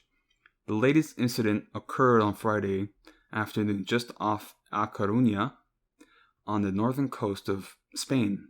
Holison yacht was taking a 36-foot boat to the UK when a orca rammed its stern at least 15 times, according to Pete Green, the company's managing director. The boat lost steering and was towed into port to assess damage. Around the same time, there was a radio warning of orca sightings 70 miles south at Vigo, near the site of at least 2 recent collisions. On the 30th of August, a French-flagged vessel radioed the coast, saying it was under attack from killer whales. Later that day, a Spanish naval yacht, Mirfac, lost part of its rudder after an encounter with orcas under the stern. This is so insane. Really? Highly intelligent social animals, orcas are the largest of the dolphin family. Researchers who study a small population in the Strait of Gibraltar say they are curious, and it is normal for them to follow a boat closely, even to interact with the rudder, but never with the force suggested here. The Spanish maritime authorities warned vessels to keep a distance, but reports from sailors around the strait throughout July and August suggest this may be difficult. At least one pod appears to be pursuing boats, and behavior the scientists agree is highly unusual and concerning. It is too early to understand what is going on, but it might indicate stress in a population that is endangered. Wow. That is insane. But yeah, these this is like for those who've seen Hitchhiker's Guide to the Galaxy, this kind of is like a so long and thanks for all the fish moment, but like this is just more like they're exacting vengeance or something. I think it may just be that they're experiencing stress with fishing populations and their food supplies dwindling. There's so much going on with these orca populations and the dolphin populations, but to see this, because I had actually thought about this for a long time. I'm like, I don't know why, specifically with orcas, but I'm just like, they absolutely have the power and capabilities to just flip over a boat, you know, like a medium-sized fishing vessel. Because I mean, these orcas, they work together. I mean, you know, we've probably seen these Planet Earth documentaries where they have the seal on the tiny iceberg, and the orcas working together to flip over the iceberg. I mean, it's insane. And then I'm thinking to myself, oh my god, what if that is just a small fishing boat? These orcas could absolutely flip a fishing boat. Absolutely could. Or it could like at least cause enough damage to cause it to sink. I mean, it destroyed the rudder. Like, they had to get towed in. Like, that's pretty insane to see that behavior from orcas. You know, when we talked about, I mean, I don't think we've talked about it before, but, you know, we talked about the captivity of orcas and that kind of behavior and what it does. But now we're seeing it in the wild. So, who knows what's happening here. But it seems that this is only in this area, the Mediterranean, you know, Gibraltar, that area there. A very interesting situation. Just want to talk about that real quick, because I know, everybody likes whales and they're all cute and cuddly, but this is pretty serious. I mean, nature is this is a pretty direct way of nature, like, just getting back at humanity, you know. But yeah, so I just wanted to mention that there. So that kind of wraps up the main natural segment, although I do wanted to talk about something more local, more about myself, not collapse related. But I've mentioned before that I was trying to get into hog hunting. You know, I've been out in the field a couple times, no success, but I've gotten pretty close. You know, I have to learn this on my own and have to do the research on my own, because I don't know anybody who is tough enough to go out into the wild. Just, you know, point blank. I mean, I know I have a lot of soft people around me, and, you know, the idea of going out to hunt, like, I'm surrounded by people who are gentle and soft, who, when I talk about going out into the woods, they're like, what? Like, dude, like, if I'm going to learn prepping, I gotta train, I gotta fucking go out there, you know? You gotta, I don't know, it's lost on people, and they kind of treat me as though I'm the serial killer in disguise or something. Like, oh, you just want to kill animals. Like, that's not, if that were the case, that would have been done a long time ago, you know? Like, you know, anyway, what I mean to say is that deer hunting season is starting to ramp up. It starts November 7th, and I like the area that I'm at because there's like national forest at least an hour drive away. I mean, it's right down the road. So, yeah, so I'm in a good spot if I want to go hunting. Although I'm not worried about meat at the moment. So, yeah, I'd have to be pretty wise on how I go about this. But, yeah, honestly, it's not even the hunting part. I just want to get lost in the woods. Can I just get lost in the woods? You know? Now, of course, I'm, like, armed to the teeth, but it's more just like a training thing, you know, more of a situational training thing. Yeah, anyway. You know, I was going to do a camp out, you know, just like a weekend camp out, bug out training thing, and somebody stole my fucking tent, so I can't do that. Have to save up for a tent. But, yeah. You know, I just wish I had more people, outdoorsy people, prepper friends, you know? But, you know, it's, in my mind, it's better to do a lone wolf thing. Like, you know, camping is just something that you have to do either alone or with the right people, right? And, you know, I know how much I can handle. I mean, like, you know, if I want to talk about my first hunting expedition, that almost ended in disaster. Like, that was bad. But it was something that I didn't panic.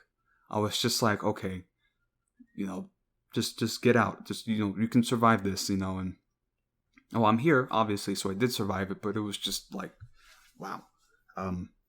That was not my finest hour. But, you know, again, with the hunting season rolling around, deer hunting season, it's just something that wanted to get into, but I'm still going to focus on hogs because really, like, the hogs need to go. The hogs are causing so much damage. Yeah, man, it's really like a war, honestly. Like when I go out there and when I step off the beaten path, the damage is real. The damage is real, and it's pretty insane, honestly. So I mean, it's a public service, and then also I have a permit where I can sell the hogs that I hunt, so that's good. Yeah, and also foraging. I'm trying to get into foraging. I need to see what more research the edible plants in the area, the mushrooms that I can eat. I mean, I talk all this stuff about the apocalypse and prepping. Not that I am a prepper, but I might as well train and, just, it's a hobby, why can't I just have this hobby? Why do you have to think that I'm up to something? I literally just want to survive. That's it. I just want to survive. I don't know. Anyway, so that's the main program. Just some parting words. But I'm reevaluating the program. I'm not saying that the program that I have here isn't doing well. It's doing great, or it's doing better than I anticipated. But constantly, I'm always trying to see where I can improve, and of course, there's a lot of improvement that I can make. So, I'm trying to streamline that. Trying to streamline it so that way I can monetize it more on YouTube. Maybe step into that area because I was just saying I just don't want to deal with copyright rules and this and that. But you know what? Like, if I'm going to take this seriously, YouTube has to be the platform to at least step out into. Again, I don't even know how long before I do a face reveal or stuff like that, vlogging. But again, streamlining it, refining it, just improving and building off of the past work. Because I used to look at some of the episodes and the analytics, because there's some episodes that people sit through and listen, and there's others where it kind of just drops off. So it's really hit. I know that sometimes it's hit or miss, and I just gotta keep working at it, right? Because I know I suck. I'm looking at all these different presenters and these podcasters, and I'm just like, okay, I'm here at this totem pole. Let me, I'm just taking it easy. I don't mind taking things easy because it's better to just stay in your lane, but improve, right? And to just jump and take a risk that you're most likely not going to be able to recover from, right? So, yeah, that's that. So, this is my program, Gabriel Marrero. I do have Patreon, right? So for $1 a month, you can get early access, ad-free access on my Patreon. On the Patreon page, I just have everything public because there's nobody there. But, I will, release ad-free content, early access there. And also, and you can find that because, putting these posts on Reddit, mods don't like seeing the advertisement the Patreons. They don't. I mean, I guess that's what they've told me. So, just find that Collapse Talk at Patreon. Then I have my personal email or business email, I guess, with collapsetalkpod@outlook.com, and that same handle is for my PayPal. So if you don't want to do a monthly donation, you can go to the PayPal, and Twitter and YouTube, Collapse Talk. Well, for Twitter, it's at Collapse Talk Pod, and that I can include on the Reddit post. But yeah, so I appreciate y'all listening and sitting through my talk and, just bearing with me, right? And as I said, I've done a lot of reevaluation of my views and, just to see where I'm at, And I will say, there's been a comeuppance moment, as I said before, being a leftist person, talking all this about socialism, this and that, and then actually see it come to practice. Because I'm sure there's a lot of people who are listening to this and in my personal life to be like, I told you so. I wanted to make it clear that I always knew where my line was, right? Like I always knew how far I was going to take my views, and the line stops when you start attacking people, when you start belittling others, when you start. And I'm not saying that I'm not guilty of this, because in the past I have behaved in that fashion. So I'm trying to step away from that now, trying to improve that. But even as a leftist, borderline Marxist, I've never was a Marxist, but I still post Marxist memes. They're funny. But I knew where my line was, and the line has already been crossed with Antifa and BLM, and I can't support that. And especially now when you're saying, oh well, I don't really like this behavior. Well, you're this side now. Like, okay, I see what's happening. Y'all are just gonna coalesce around each other, and if somebody thinks differently, they're the enemy. So I'm gonna gravitate towards those who actually try to understand me. If you're gonna come at me, ask why. Ask why. Don't attack. Don't be like, you're a problem and this and that, because this is the reason why the results of 2016 occurred, and we're yet to see what's going to happen for 2020. But as I showed with Ice Cube and 50 Cent, Ken Bone, people who didn't even say that they supported Trump, they just didn't. They weren't. They were just sticking to their own principles. Trying to say, hey, I want to stick to my principles. I want to vote my way. I don't want to give in to the establishment. Anyway, I don't want to dive into that too deep into it. But yeah. So again, made some changes. Trying to streamline this program. And possibly after the election, I'm going to start releasing this more, make it more weekly. I'm going to try my best to do that, because things are going to get wild. Things are going to get pretty wild. But I'll do my best there, and also just releasing content on YouTube. I was going to record that Kenshi playthrough, which I do have on my YouTube. I still haven't done the second playthrough, so I'm going to have to do that. It's just, having to work full time now. At this point, I'm not even going into the Zoom calls for my classes. I'm just turning in assignments, because I'm just, one of the because I did this media practicum, and this the guy who called, I just don't have time to answer him. It's just okay, I just don't have time. And so he's talking to me. He's like, well, I'm kind of your boss. And I'm just sitting here no, you're not. No, you're not. Because I'm not getting paid for this. So if I'm not getting paid, it's a waste of my time. That's really where I'm at right now. I'm understanding now that I got swindled with college, because I'm not studying a STEM degree. I'm not studying engineering. I got swindled. That's really what it is. And, I'm just losing my patience with this, And I know if I drop out, I'm going to have all the student debt. And, dude, there's some people who never touched college, and they're in a far better position financially than me. Which, I'm not saying if I didn't go to college, I wouldn't be in a bad financial spot. But it really shows that it's money. It's just how you yeah, you just gotta hustle, man. We're a country of hustlers, okay? We're not intellectuals out here. We're hustlers. If you can make money, doesn't matter what degree you got. It doesn't matter. Look. I talk about Tim Pool quite a bit, but this guy's a high school dropout. He dropped out of high school, and he's doing pretty well for himself. Now he's got his homestead. He's living my goals.